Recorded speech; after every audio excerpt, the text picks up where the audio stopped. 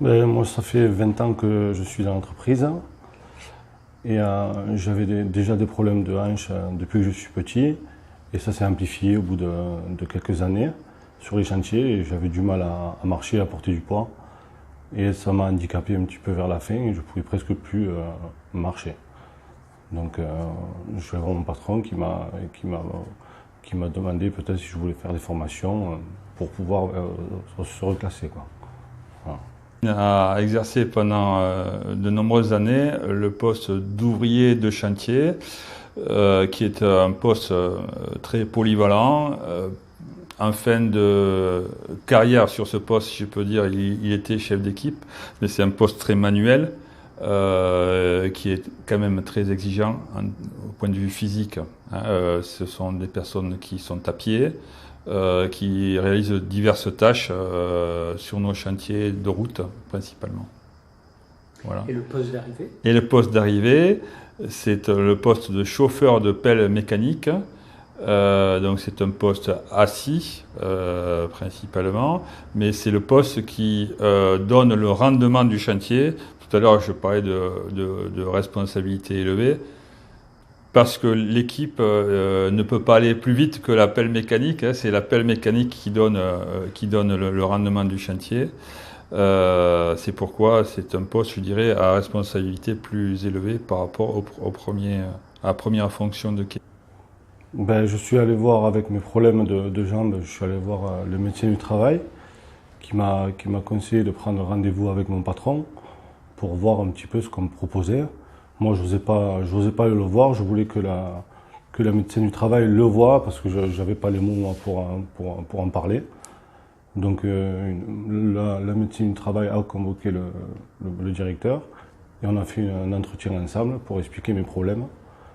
Et après, mon patron m'a convoqué au bureau pour en discuter tous les deux et voilà, c'est parti de là. J'en vois plusieurs. La première, ça commence par un coup de téléphone de la médecine du travail qui veut me rencontrer à propos de la situation de Kevin.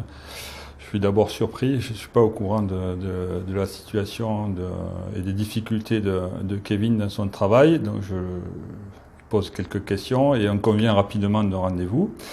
Ensuite, lors du rendez-vous où Kevin Fabregat et la médecine du travail étaient présents, on a eu une discussion un peu technique sur l'handicap, si je peux l'exprimer comme ça, de Kevin.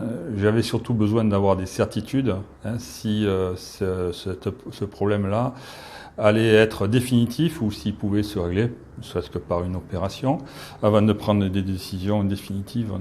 Quand on est chef d'entreprise, on a besoin de connaître ça. Quand j'étais convaincu de la difficulté de Kevin, la médecine du travail m'a demandé d'étudier les possibilités éventuelles dans l'entreprise pour un autre emploi différent, moins contraignant physiquement pour Kevin.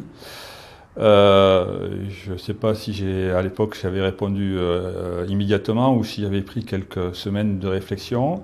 Et après coup, j'ai eu l'idée du poste de chauffeur de pelle où une personne arrivait bientôt à la retraite et donc où il y avait une possibilité de classement dans cette fonction-là.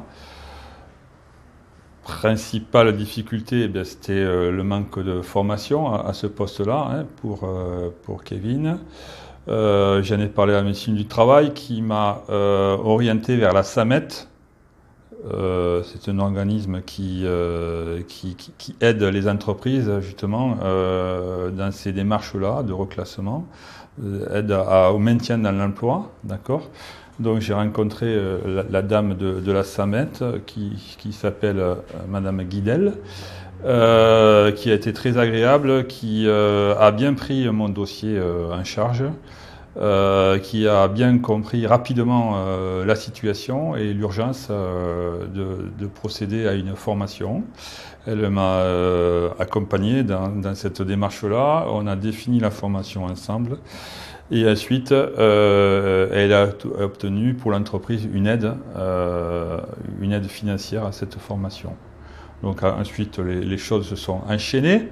La formation a eu lieu quelques mois après. Je crois qu'elle a duré 8 semaines. À la fin de ces 8 semaines, eh bien, Kevin a été je dirais, mis sur le chantier comme chauffeur de pelle. Et depuis, je ne me rappelle plus de la date à laquelle ça a démarré, mais depuis, ça ne s'est pas arrêté.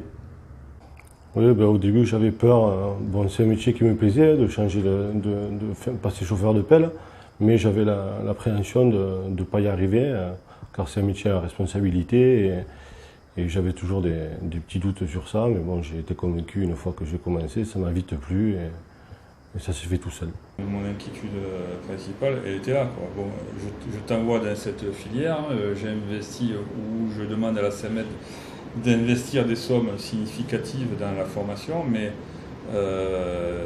à la fin, il faut pas aboutir sur une impasse, c'est-à-dire qu'il faut que tu remplisses parfaitement la nouvelle fonction que je vais te confier, quoi. Donc ça, c'était une inquiétude qui n'a pu être levée que au bout de quelques mois, où les échos que j'ai eus des chantiers étaient...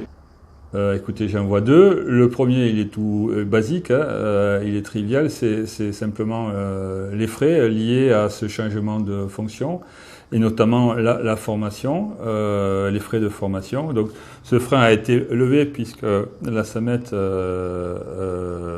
m'a donné rapidement son accord de financement, d'accord. Et le second frein, il est tout aussi simple, c'est on oriente Kevin dans un autre métier, mais est-ce qu'il sera capable de le réaliser, étant donné que ce second métier est un métier à haute responsabilité. C'était pas un frein, mais c'était une inquiétude. Ça m'a pas empêché de lancer cette formation-là, mais une fois que Kevin était en place, je m'interrogeais très régulièrement sur sa capacité à réaliser cette nouvelle fonction. Voilà. Ok, écoutez, je pense approximativement du premier entretien avec la médecine du travail jusqu'au premier jour où Kevin Fabreguet a conduit une pelle.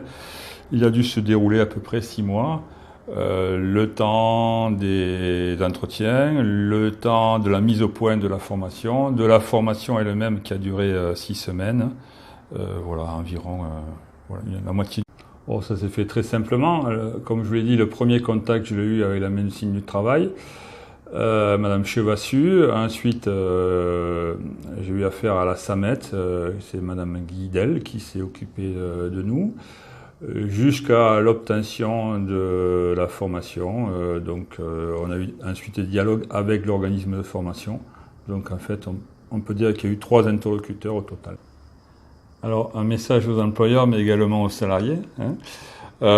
L'idée générale, je pense que c'est de ne pas cacher les problèmes, de les prendre les plus en amont possible, hein. Cette anticipation permettra un passage d'un métier à l'autre avec beaucoup plus de souplesse. Que ce soit au niveau du salarié qui a de l'appréhension souvent à venir voir son patron pour parler de son petit handicap, ou le patron qui voit une montagne dans le changement de fonction, alors que s'il s'y prend le plus tôt possible, relativement tôt, grâce aux formations, tout ça se fait en douceur. Voilà. Donc c'est le principal message que je veux faire passer.